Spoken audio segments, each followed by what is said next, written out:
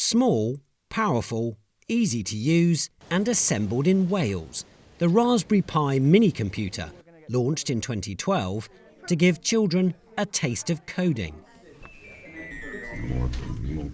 But now, according to the Ukrainian military, being found inside Russian drones.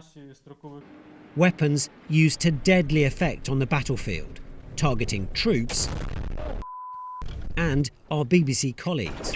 That was a drone attack against our car. The company that makes these says it's shocked by the trade and is doing everything it can to shut it down. But that's really difficult because it's run by middlemen in places like this. 4,000 miles away from the UK, Bishkek, the capital of Kyrgyzstan, a former Soviet state and now one of the many back doors into Russia.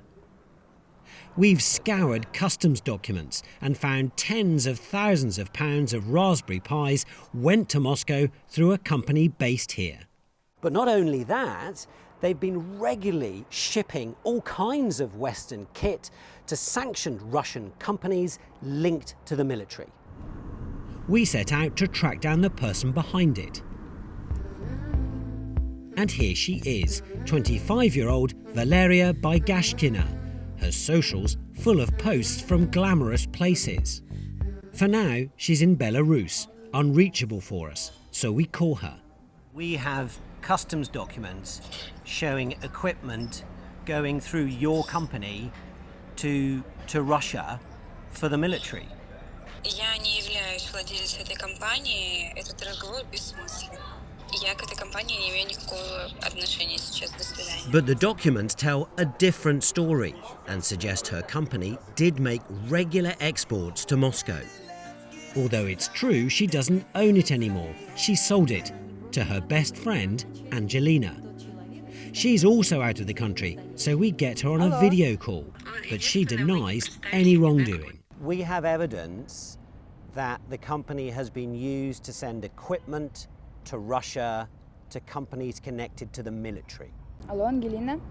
It's not ended, right? Yeah, call failed. Gone. Okay, so she blocked us. She's now typing. The company doesn't surpass any prohibitions, and any other information is false. And don't bother me again about this.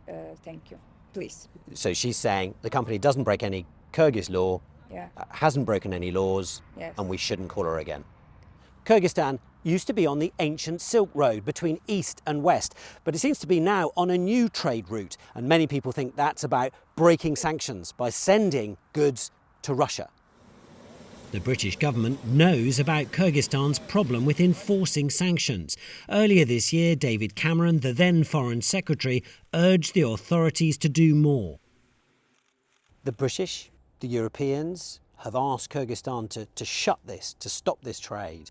Why does it continue?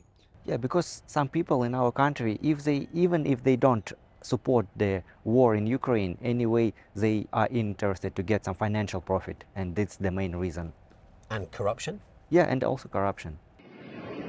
Ukrainian cities under constant attack from missiles, drones, aircraft, weapons often built with Western electronics.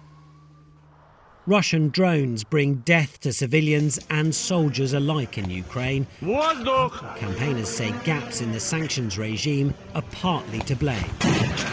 It's important for those companies and those nations to understand that we are not in a peaceful time anymore. It's not about calculators for kids anymore, because we are in real danger, where there are real missiles flying across European continent. Sanctions broken in the shadows, turning computers for kids into weapons of war. Angus Crawford, BBC News, Bishkek.